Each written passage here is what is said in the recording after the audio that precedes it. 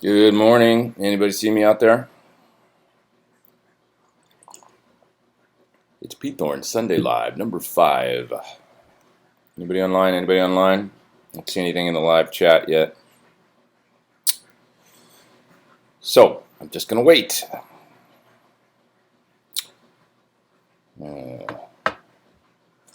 Sorry if you can hear my washing machine. It's on in the background. If anybody's there. I don't see anybody in the chat yet, so I'm not convinced this is working. It says 0 watching. Check, check. Hey. See audio. Well,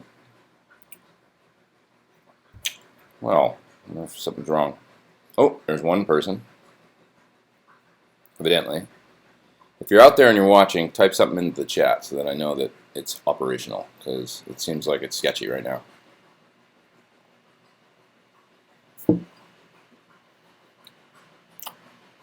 Yeah, weird. Normally within the first 10 seconds or so I see a lot of activity, and I'm not seeing anything.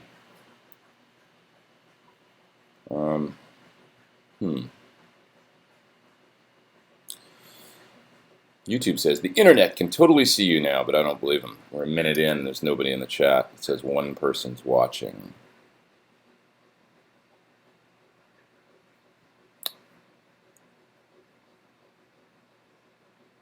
Yeah, this is weird.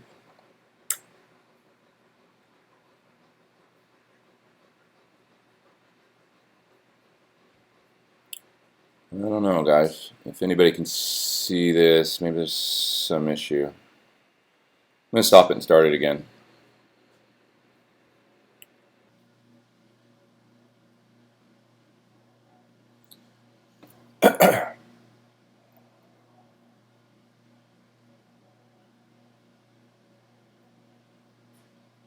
Okay, I started the stream again, but I'm not seeing anybody on watching.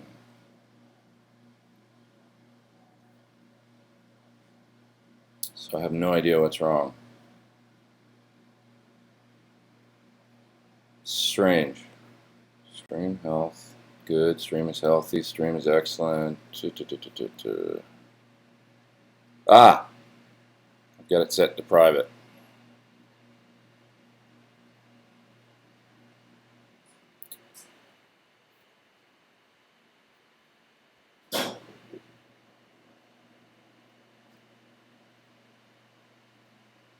I'm going to start it again.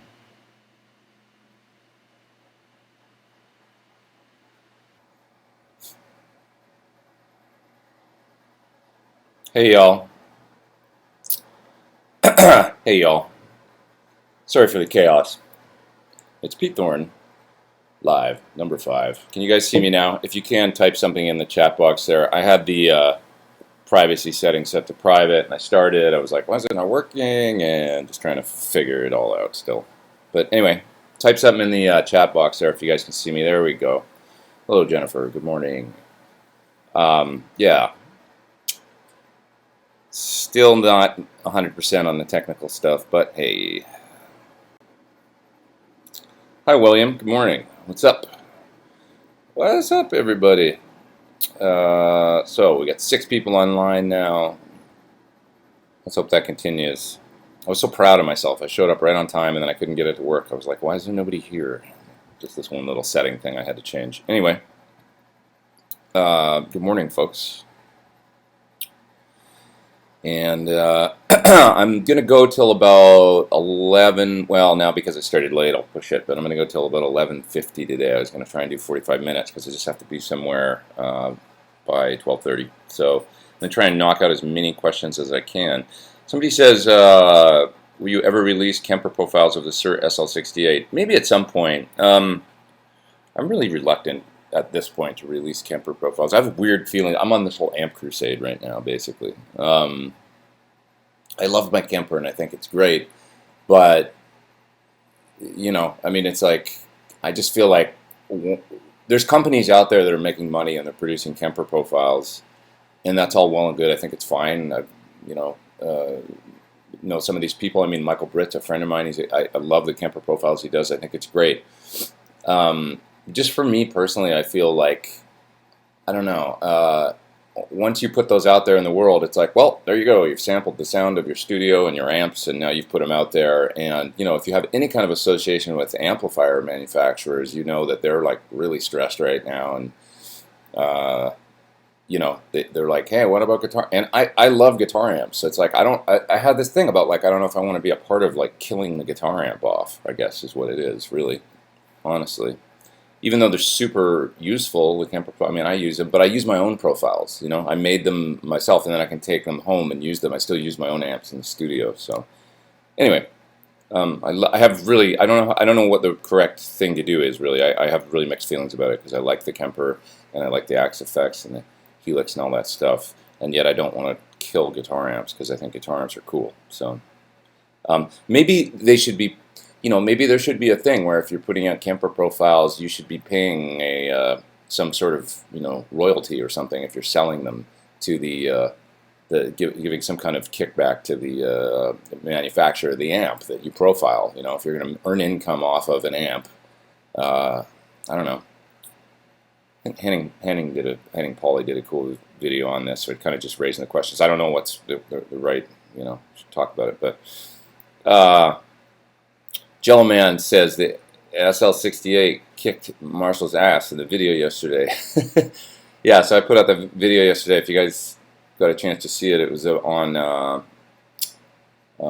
you know, old Marshalls, and had two, a 6900 watt and my 7250 watt, and then also the SL68, and kind of cranked them all up, and they just tried to dial the knobs until they all sounded their best to me. And it was a really fun video to make, although it took forever. That video took me a week to make almost. It was just like, God, like, just because it's a half an hour long, and when you get into all that editing, it's editing just like you can sit there for like, God, where did the last 5 hours go? Trying to get the audio good and then like the voice good and all that stuff.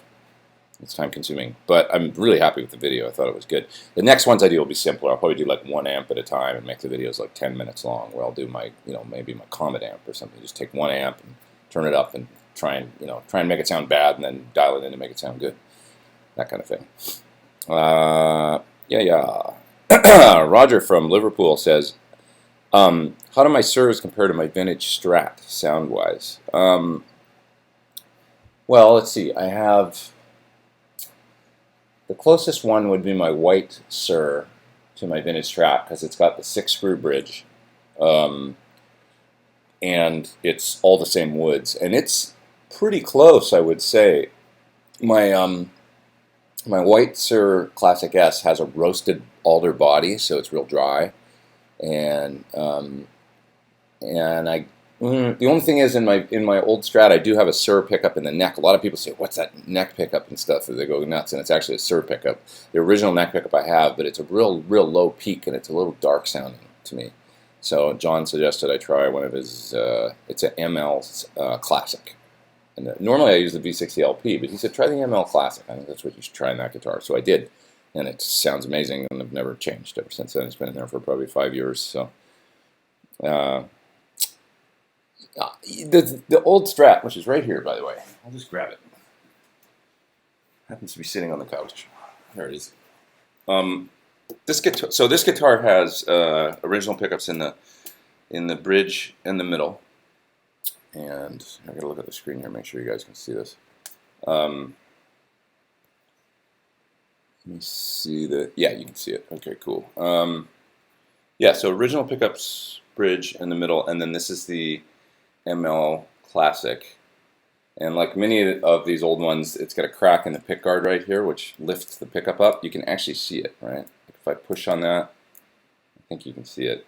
It actually, like, this is kind of a bummer because the pickguard's bulging right here, so it lifts the bass side of the pickup up, high, you know, because the whole pickup's like the whole pickguard is pushed up. So I've got to consequently back the pickup down almost as low as possible into the pickguard, because the actual pickguard's coming up, and then otherwise you get that stratitis thing where you know, you get like you look at it on a tuner and like the tuner's going because the magnet's pulling on the string too hard from that pickup. So it's all balanced, and I've got it kind of set up like Jeff Beck style with the the bridge fairly high, so I can. It's really comfortable where the bar is, and evidently this is the way they were supposed to be set up, with the bridge at quite an angle like that, and it really puts the bar in a very, very comfortable position. It's like right there in my pinky, just kind of grab it. So that's really cool.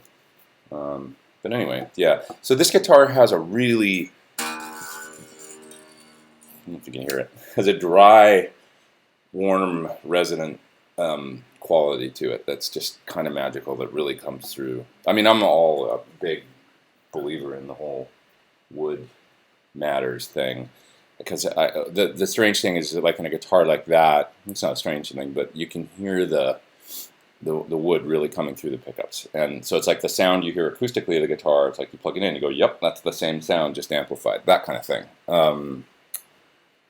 That's really the way I feel about it.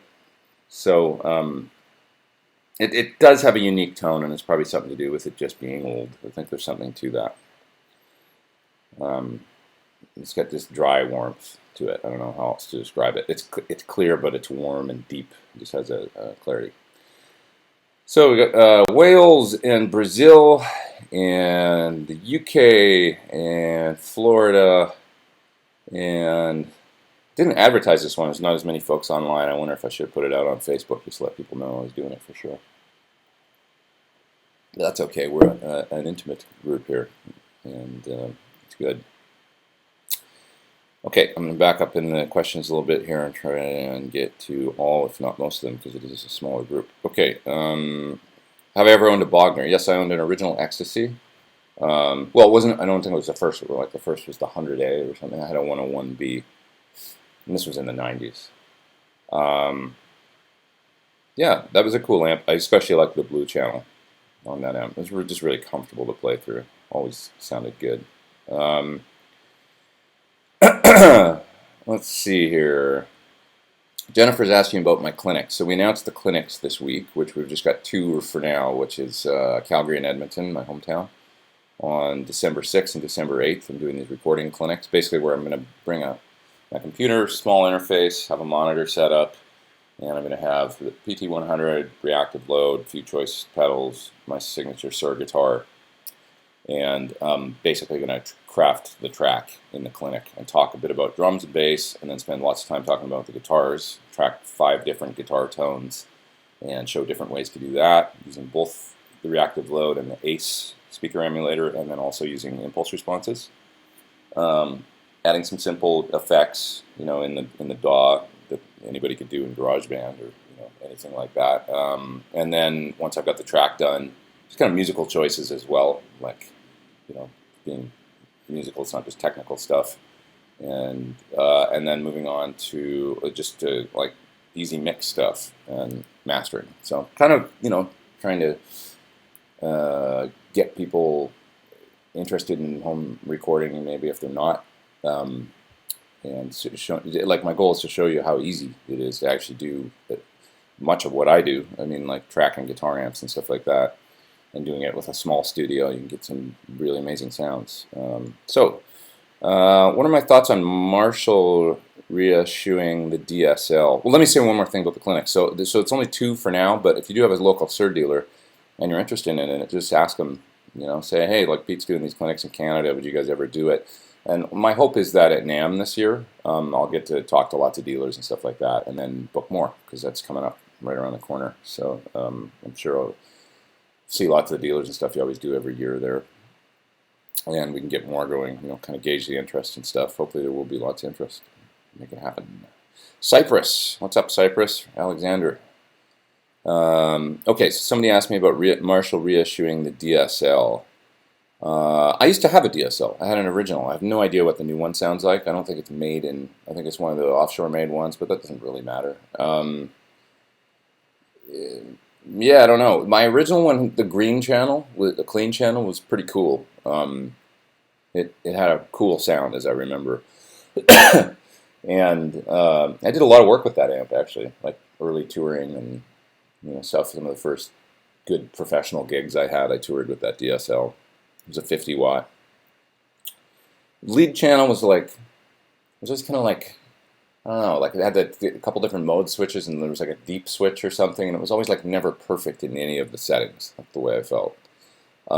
Friedman knows a few tricks, I guess, to really make them sound better. He's got a few simple mods that he does that kind of really make them sound good, I guess. We were talking about them one day. All in all, a pretty good amp, as I remember. Not like outstanding, but like totally decent, I think. Somebody's asking my favorite wah, and I say somebody because they have their thing listed as no name. No name, no name. My favorite wah pedal. I'm not like a wah aficionado. This will get into an interesting discussion now. I'm not like a wah expert. I have to say my favorite wah that I've tried, this is going to cause a shitstorm, is the Vertex, which as we all know now is the BBE. So that wah sounded really great. It broke.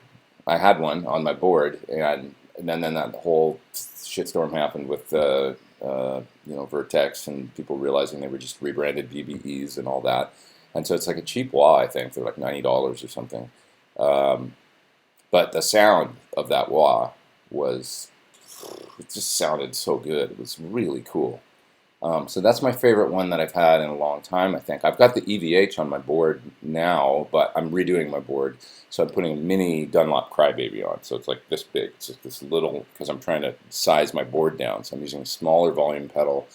Got rid of the expression pedal, and I'm putting it off to the side of the board because I don't always use it. So it's like, well, let's just leave it off to the side of the board and I can put it out there and plug it in when I need it. And then using a mini wah. And so the Dunlop Mini Crybaby, I know Tim Pierce has one. He loves it, and I'm kind of like they're not all that different. It's just I'm just not an aficionado of wah. It's like I use it once in a while. I'm not like one of those guys that leans like if you've seen my videos and stuff, you've seen that probably I don't use one that much in like solos and stuff. It's just I don't know. That sound is not something that I and then when I step on one, it's like, oh, it's really cool. I enjoy it, but. I do remember thinking when I got that Vertex, like, oh, this is kind of special. It's like just snarly and vintage sounding and cool. I don't know. It's just like it was like what you imagine you want, like I gotta get an old Crybaby or some vintage, whatever, and it sounds really cool. Or Vox. I remember liking when the Vox Wahs came out and they were reissued, like in the '90s. I remember thinking that's a cool sound, like kind of more, just like more like when you stand on it, more snarly, more kind of crazy. Those are the ones I like. So. In that spirit, one of the other ones I tried in the last few years that I thought, well, this is different, and I really dig it, is the Petrucci wah, John Petrucci wah. It had a really cool, deep, throaty thing. So if you watch in the video I did with it, I do a thing where I roll the wah all the way back, and then I sweep it up really slowly while I'm playing a riff.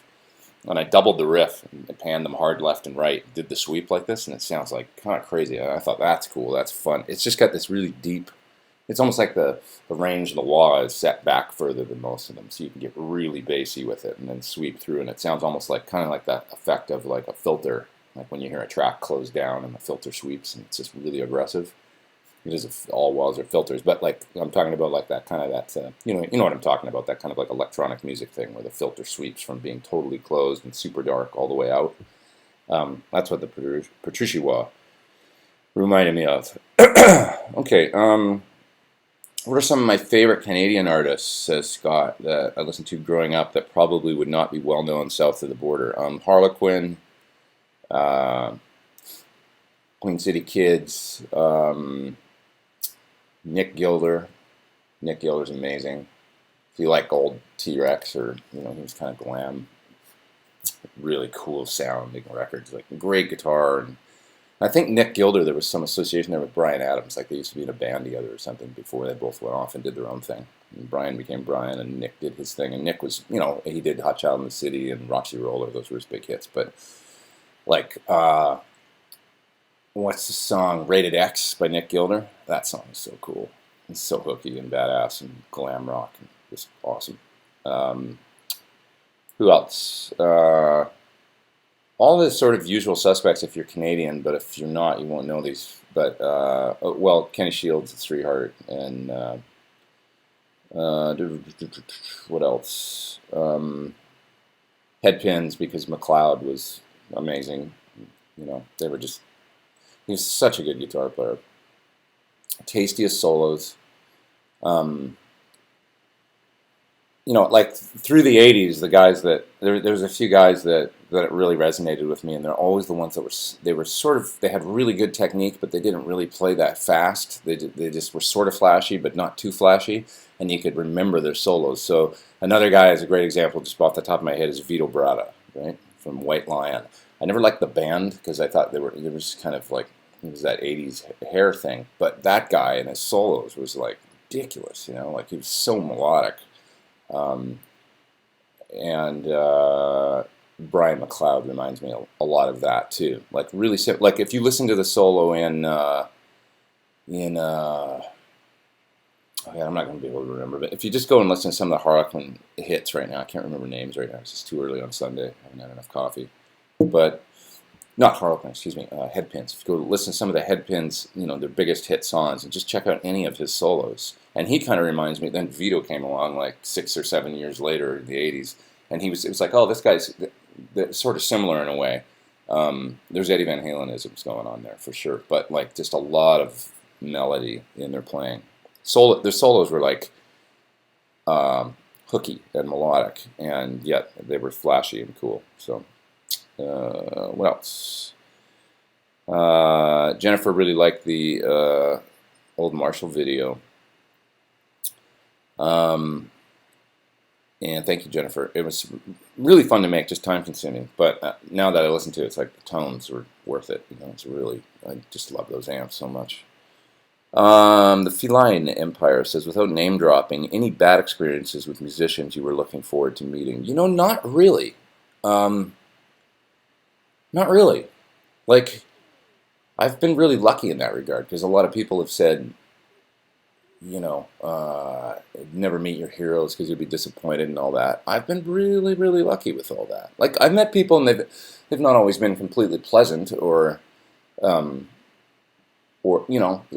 generally they'll have a reputation for being like difficult or whatever. And then you meet them, and then you might get to see that side of them, at some point. And you go, oh, there it is, it's coming out. But no, I've been really lucky, to be honest. I don't have any dirt. Have I ever tried the Fryette Power Station? Yes, I have, says Chris, and I think it's really, really good. My favorite load box is the Sur Reactive load, and I'd say the Fryette as a load comes in second to it. But it's good. It's really good. It's just the Sur sounds spot dead on to a loaded, using a 412 to load that has greenbacks in it, and the Fryette sounds ever so slightly different to me. That's my honest opinion. But it almost is, it's really, really good. And as a unit, the Power Station is exceptional.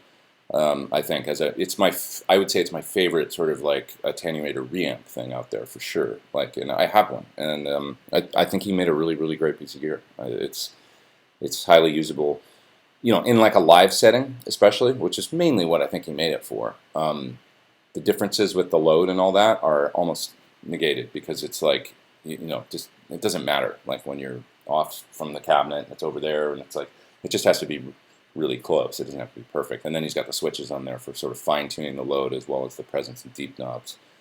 And, you can get a great sound out of it no matter what.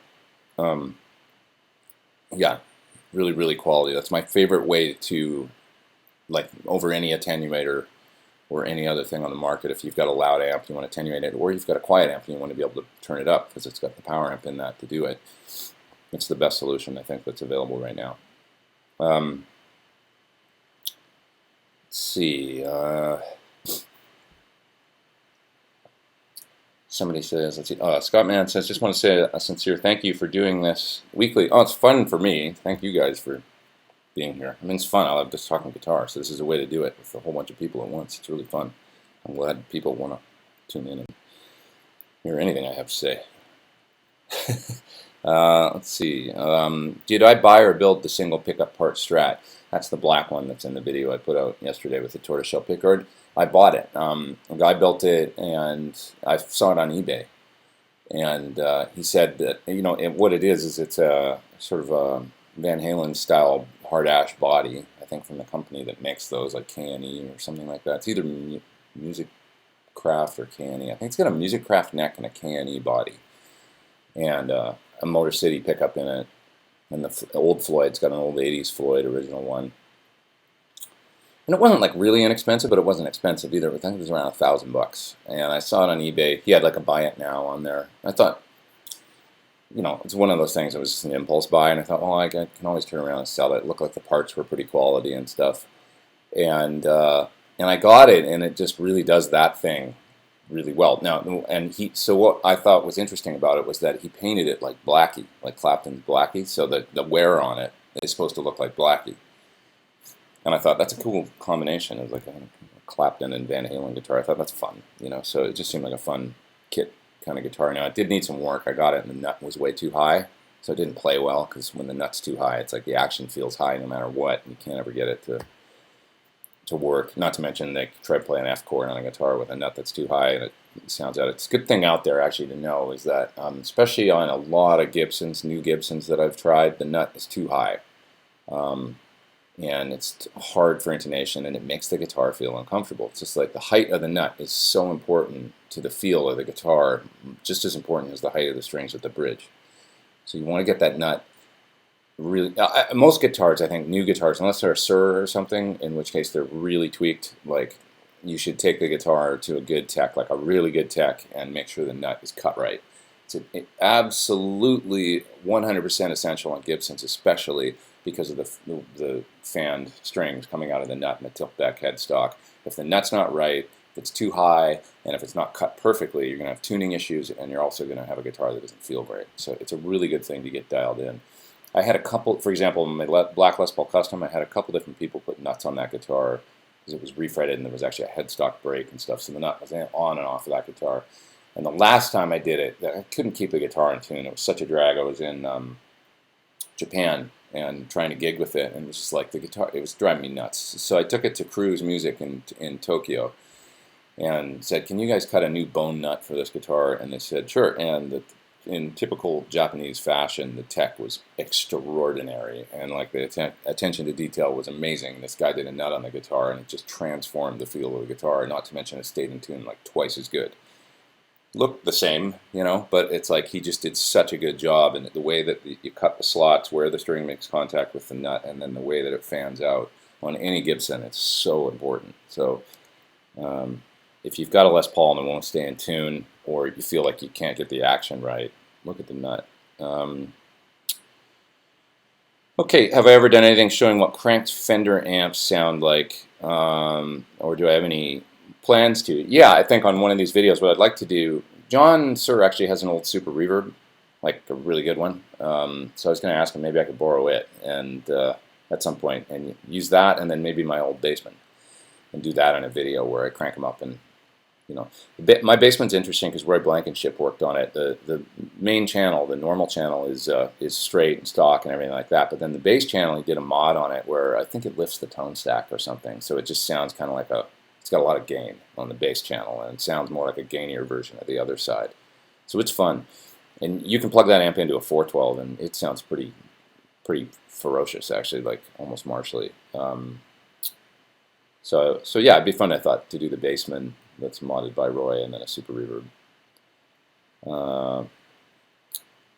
Let's see here. What else?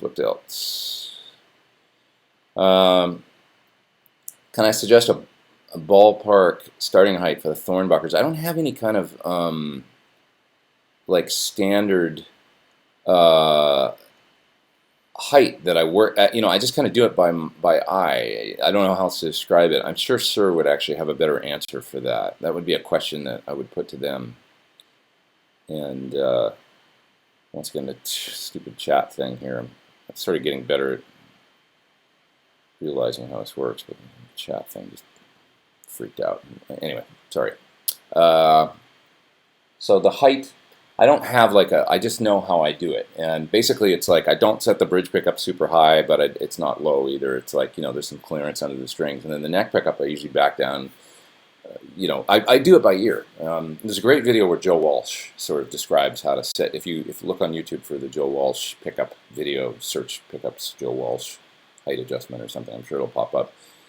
And that's exactly how I do it, how he described it in the video. Use a clean sound. I think I talked about this last week on the Deja Vu, but he uses a clean sound, and then he just plays and listen, and he's like, now listen, you hear the bass sound, it sounds too loud, so you need to back down the side and slant the pickup so the bass side's lower than the treble. But I just really do it by ear with mainly a clean sound, and then try and make all the pickup positions balanced in volume. Okay, moving down the chat here. Jennifer says the clinic idea sounds amazing. She'd love to see it. Rock School's stone's throw from a hotel or something. And so you're saying like there's Jennifer's saying there's like lots of Rock School's instructional kind of. I wouldn't be opposed to doing it. Right now it's just like a surf thing. I'm doing it in conjunction with them.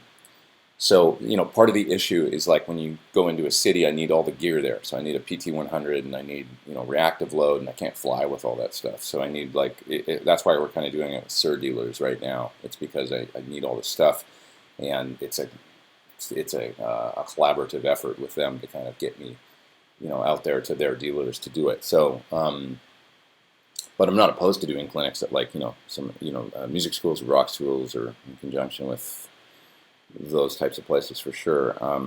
Just for this particular one, I'm not sure it would work. Somebody says, what humbucker's in the parts of caster? It's a Motor City 2nd degree black belt. That's the pickup in there. Basically Alnico 5 PAF style. That guitar's really bright. That's the other thing. And with that pickup, I'm not sure. Like, it's almost too much. Like, you can hear it on the 50-watt video where it's just like it's got this, especially on like the low strings, there's almost... It's surreal almost how much aggressive sort of top end is coming through on it. But it really does that sound quite well, I think. It's just really aggressive. It's a bit of a one-trick pony. It does that thing. Any opinion on raw vintage saddles? No, I think I have some somewhere, and I just never, like with a lot of things, you just don't have enough time to get around to trying everything. But sorry, I'm not familiar with them, but I've heard good things about them, and they seem popular with folks that have tried them.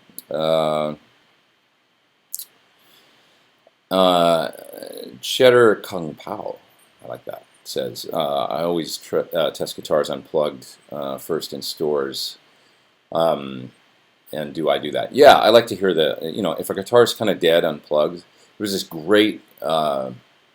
beautiful 68 gold top Les Paul that I picked up in Tokyo a while ago, and you can find a picture of it on my Instagram. Just a gorgeous Les Paul that I was really excited about, and I picked it up and it had been refretted, so it played just great, and the checking on the thing and the gold top is amazing. Like it's outstanding looking, just really, really cool. It was kind of dead, like acoustically, and I just was like, and I think maybe just right before that I'd played a converted Oxblood Jeff Beck Les. So it was a real 54 that somebody had converted to do the Jeff Beck thing. Had the stop bar tailpiece and all that, but it had PAFs in it. And it rang like crazy, and it was really resonant and stuff. And then I picked up the 68, and it was just kind of a little bit of it. It looked so good, and it played good, but just a bit of a boat anchor, like sort of tonally to me. Steven says what he loves about Strats is the built-in reverb that you get from the springs. Yes, it's cool, and it's part of why a hardtail doesn't sound the same to me. It just never quite sounds like, hardtails can be cool, but it's like different, Bernard is in Munich. What's up, Munich? Let's see, do I have a preferred model of in-ear monitor? I haven't tried them all, but actually I've tried quite a few, and so Sensophonics has a really cool one because they got mics built in, so you can blend in ambient sound. Those are really cool, and they're only 2-driver, which they're a hearing preservation company, so it's kind of interesting. They don't believe in the super, 10 drivers and lots of low end and all that, because they think that's going to kill your hearing. So with having all that right in there in your ear on your eardrum. So they're more about not so many drivers, not so much bass. And that works well for guitar, I find. Like, you don't need...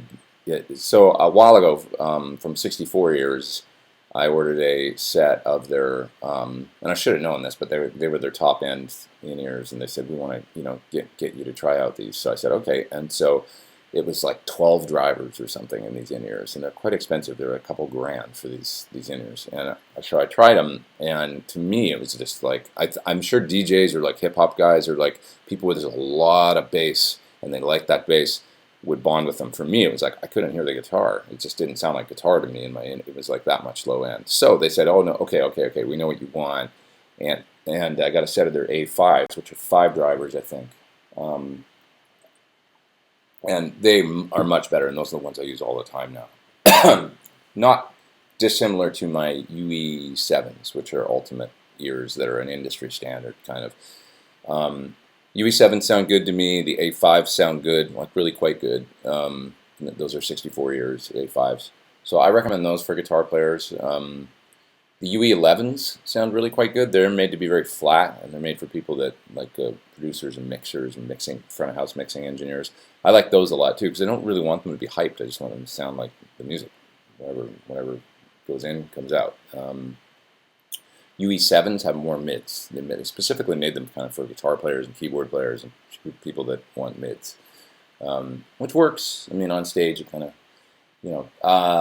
there's the JH Audio, which is, I believe it was a guy that was working for UE that then split off and started his own company, and I've heard really good things about them. I know Steve Stevens uses them and likes them a lot. So I would say check out, UE, JH, or 64 ears, they're A5s. Those would be the ones that I would recommend for guitar players.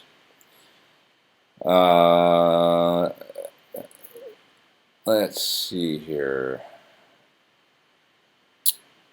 Felix says, is it worth buying a UA Apollo just for the amp simulation, or just buy a Kemper and Helix? Well, the Apollo is really a recording interface. Yeah, you've got all this options to the, to all the options to the great amp simulators and stuff like that. If you do get an Apollo, you'll probably get into recording if you have one, because it's just really, that's what it's made for, and it's really fun. It just opens up a whole world of possibilities. I mean, if you just, I don't know if an Apollo is really what you want. If you just want, like if you want amp sims, I mean, maybe, I don't know. It would seem like maybe like a Kemper with a foot controller or an AX8 or a Helix or something might be more your bag, because then you can get it, it's just all enclosed in one thing, and you got the expression pedal, and you can, so just a little bit more guitaristic, whereas the Apollo is like, it's made to do a bunch of different things, one of them being you can get some amp sims and stuff. So I don't know if that's much of an answer, but the UA amp sims do sound really good. I've done demos on them and stuff on the Marshall ones and the Friedman ones. Fender, really quite good. MD is from Milan. What's up? And hi from Pittsburgh. It's cool. When am I coming to Vancouver? I don't know, but I'd love to go to Vancouver. Is there a Sur dealer in Vancouver or somewhere close? I think there must be. But I would love to go to... Man, I miss Vancouver. I haven't been there for a long time. I almost moved to Vancouver in the 90s. My band that I was in wasn't doing anything, it was like it had kind of almost ceased to exist. And I'd grown tired of the struggle and everything. And I was like, okay, I'm going to pick up and move to Vancouver. That was where I was going to go. And I literally had a place set up in Vancouver to move to. I'd given up the place that I was living, and the singer from the band called that I was in and said, hey, I think we got a record deal in Japan. And I was like, what? And so it's a long story, but lo and behold, next thing I was on a plane to Japan, and we got a record deal with Sony over there, and that changed my whole life. And it was like I never went to Vancouver, but I was this close to moving to Vancouver. And who knows? Maybe I would have been in Nickelback. No. Anyway, I shouldn't bag on Nickelback. Everybody gives those guys a hard time. They're from like about 3 or 4 hours from where I grew up. What else? Any news on when I'll release my album? Well, I'm going to work, literally today, like later. I got to go somewhere after I do this, and then I'm going to go to my studio and work on some music for the album, which I'm doing over the next couple weeks. Going to try and slam it out. I still want to just put it out before NAMM if I can, so I'm going to try and make it happen, come hell or high water. It might be a stripped down like affair, but maybe that's a good thing. Like not too over thought out or anything like that, because I want to get it done and out. Got to get something out. So I'm going to work on it today. I am. And also that was Paul, and he says it's one of his favorite instrumental records of the last 5-6 years. Thank you so much. Hearing things like that really, it means a lot to me, because it's like, you know, like get a lot of compliments on the record, and it just kind of pushes me to keep going and doing like, oh, okay, because I wasn't sure about it when I put it out. I'm like, is this any good? You just don't know, but people seem to really like it, so keeps me moving forward. Have I ever owned a Soldano amp? Any thoughts on Soldanos? I have not, but I've played a little bit. Like I think I mentioned it before, but when I jammed with Government Mule, they've always got a SLO 100 there for the the artists that sit in and stuff, and so I used one with them and thought it was great. Plugged into them just like probably 10 times, and that's it over the years. But always thought it's a cool sound, and maybe I'll do one of these amp videos like the Marshall one I did with a Soldano. It might be kind of fun because I don't know the amp that well, so to just kind of get one and plug it in and then turn on the camera and just start dialing it in without having any kind of preconceived idea of what I'm supposed to do with it. It's a very simple amp, I think, generally speaking, so it shouldn't be that tough. Let's see, when do I think I'll pull the trigger on my signature overdrive? Well, can't talk about that. We're working on something, though. Okay, so best mic for guitar tracking, a Mesa 25, Neumann, Shure, or Audio-Technica. Well, it really depends what you want. I always got to have a 57 around, because that's just like my sort of benchmark. I always know like kind of what I'm supposed to do with it or whatever. So it's great to have a 57. And then sometimes I've been using like just a ribbon by itself, depending on the sound. Really liking the good old Bayer M160, which like Hendrix used. That's a terrific mic that I have in my studio. I also got this new Guitar Center mic, the Sterling ST159, I think it is, a ribbon microphone. It sounds really good. Really good. Neumann, not really so much on guitar amps. I mean, I know a lot of people like Ken Scott, I remember he used to use U87s, I think, on guitars. Like a lot of classic stuff done with, I think 67s and 87s. But it's like, it's not really known as a legendary guitar recording microphone, I'll put it that way. Start with a 57 and then augment from there. That's basically what everybody does, really. I mean, 9 times out of 10 it's a 57 combined with something else, and people usually lean on the 57 then just fill it in around with something else. So the nice thing about a ribbon mic is it's darker and warmer. It kind of does the exact opposite of what a 57 does, which is that sort of fizzy cut thing. Fizzy cut, aggressive mids, all that, but sometimes you want to warm it up a bit and get a little bit less of that fizz, and so you want to pick a mic that kind of complements the 57, I guess, and ribbons tend to do that really well. The Royers are classics. Another great one is a 421. Excuse me, Sennheiser 421 is another. That was classic combo. I think a lot of the AC/DC stuff is a 57 and a 421. Maybe a 67 too. I can't remember. Use 67. What would be a good pedal preamp to use with the Torpedo cab? Preferably a tube preamp. Well, I tell you what I just got that I'm crazy about, actually. I think I brought it up last week, but I tried it a couple. Now, I haven't tried it as a direct thing yet, but the Ethos Trainwreck style pedal.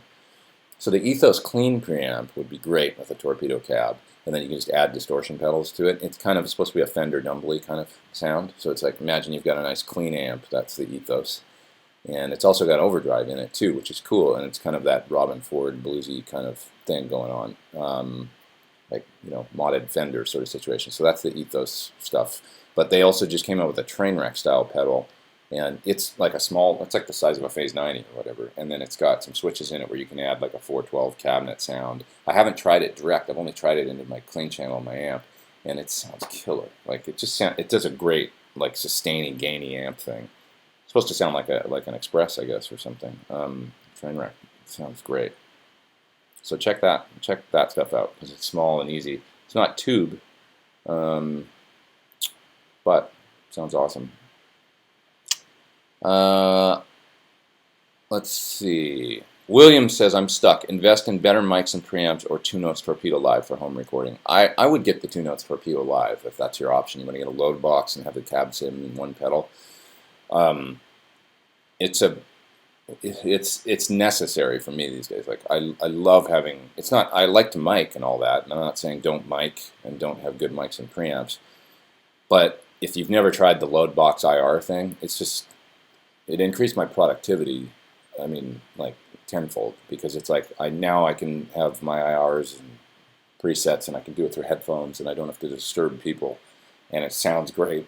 I'm not saying it's the right thing for absolutely everything, but it's like you'll just love the thing. That's what I think. The 2 Note stuff is great too. Like I say, my favorite is the Sur, but the Frat box is great. 2 Note stuff is really solid. They make great stuff.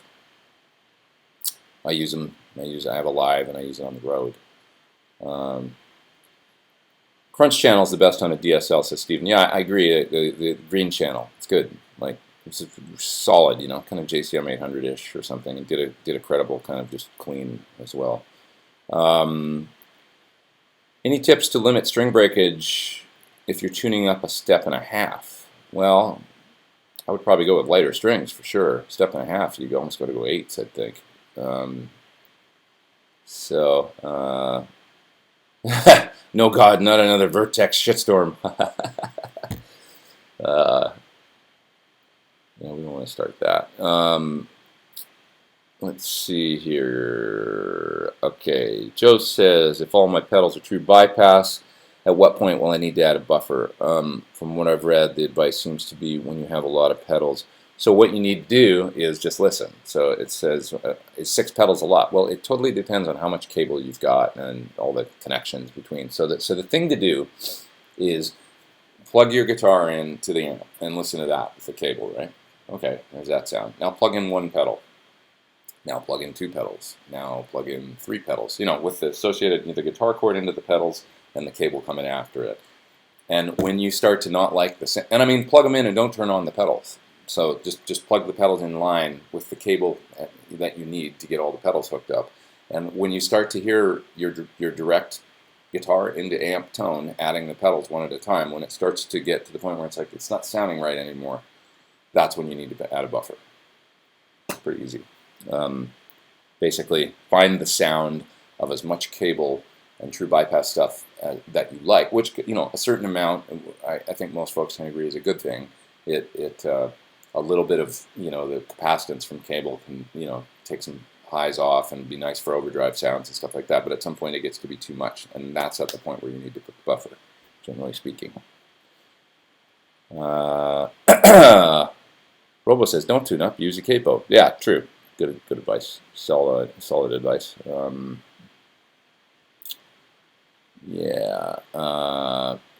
But Holiday Rip says, sounds more natural tuning up. Yeah, try 8s and short scale guitar. I mean, say go for a, you know, shorter, at least a 24 3/4 scale for sure. Funny, I was at George Tripp's the other day and he had this Squier Strat that was made in Japan in the 80s Squier, and it had a 24 3/4 scale. It's like really, and it feels a lot different on a Strat. It's like, oh yeah, it feels like a mini Strat. It's weird. It's not even that much different, but it is different. Badger 18 owner says, Alexander, do I still own mine and do I still use it? Yeah, I still have it. I haven't used it a lot lately, but it's not out of it not being a great amp. It is a great amp. Really good amp. Just haven't used it a ton in recent times. Tim says the Bonamasawa is awesome. Yeah, I haven't tried that one yet. Really throaty, doesn't thin anything out.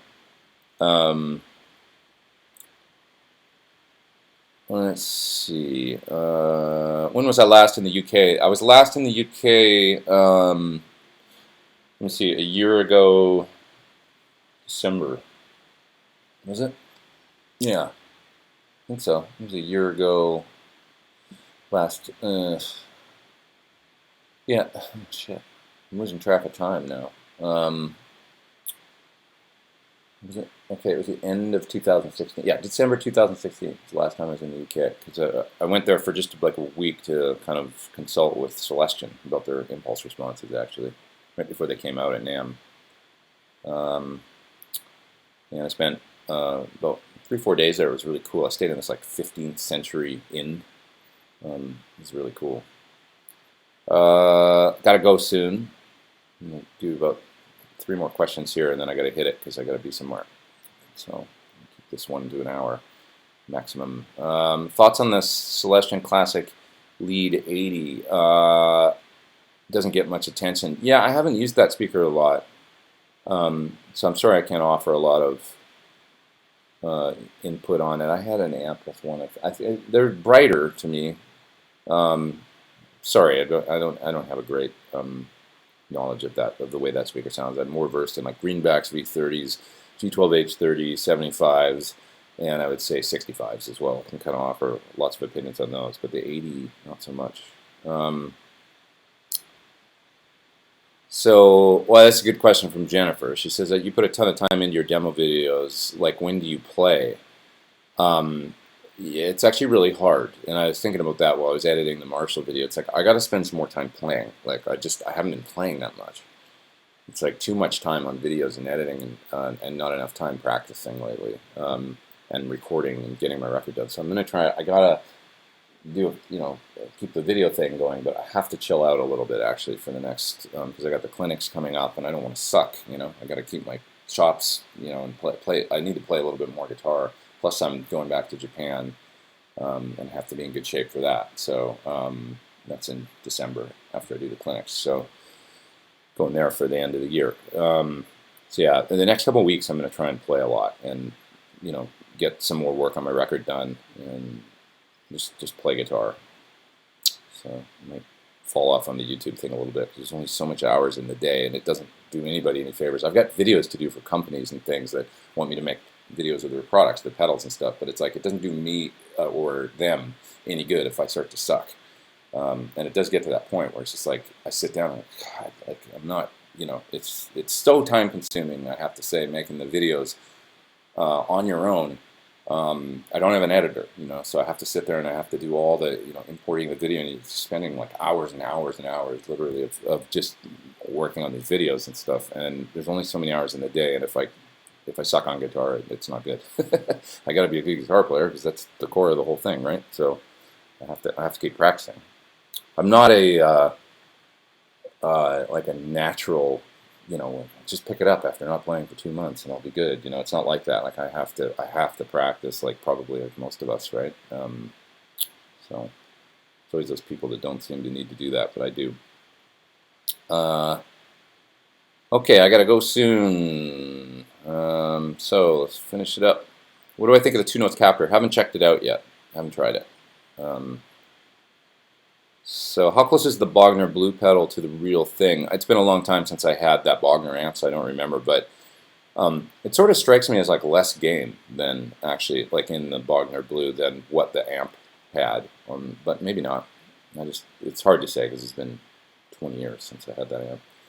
Do I still use the Koji? I did use it actually, yeah, on my last tour. I had the Koji on my, or did I? I think I did. I think that was my compressor on my board on the last tour to Japan. And I've been using it lately because I used it to do the song that I'm going to be doing for the Sir Clinic. So I've been using it lately, and the Koji's a great compressor. It's really good. Going on my next board is actually the Ego from Wampler, the little mini one, because I wanted a mini one to save space, and it sounds good to me, so I'm going to try it. And the other mini I like is the SP from Exotic. It's really good. It sounds good. So space is a primary consideration on this new board that I'm doing. So, by the way, I make a pedal board video. There can be 3 of them, actually, I think, but that's one video I kind of want to knock out relatively soon. But I've been filming the process of pulling the old board apart and putting the new one together and laying it out. And so, Dave Friedman's kind of doing it. And, so it's going to be, trying to make 3 videos out of it, of kind of like the beginning of the process, the middle when it's, almost done and stuff, and then at the end I'll do one of those pedal board videos where I actually write some music or something and play through it. And also probably I'll be in Japan by then, I'm sure, so I'll probably do, sound check or whatever, or like a rehearsal, kind of talking about it. And so get that done relatively soon. 3 videos. Let's see. Fusion says maybe trade a lead Marshall for a bass head or JTM 45. I would like a JTM 45. I really would. I'd like a good one. I was thinking maybe I was talking to Mitch Colby, actually, the Park guy, and talking about him about getting one of his JTM 45 style amps, and that would be cool. I think. You know, either that or maybe a Metro or something that makes a really nice JTM 45. I'd like to have one. Definitely. You're right. It's missing from my my amp stable. I played that JTM 4500 at I don't know if I was goofing around in the Tim Pierce's latest amp video where he goes to LA Vintage Gear and he played a bunch of amps, and one of them was I walked in and he was playing through this Metro 4500 like Hendrix style. And so I put on the Les Paul, and I'm acting silly and stuff, but the amp sounded really good, pretty devastating, awesome tone. Well, guys, I gotta go because I really have to be somewhere this week. But thank you so much for tuning in, and I will try and answer the rest of the questions I'll go through the thread or whatever, and just answer in text or whatever, and hit me next week with them if you can make it next week, same time, same place. I will be here. We'll do it again. Let's see. Jennifer said, just one more. She was asking about the Japanese tech. It's Cruise Music in Tokyo. It's right in Shibuya. Cruise spelled Crews. Really, really cool store. And is there anything else I can answer really quick here? Somebody says, don't be late. Steven says that. All right, that's good advice. I'm going to take it. I got to get out of here. Thanks again, and see you guys real soon.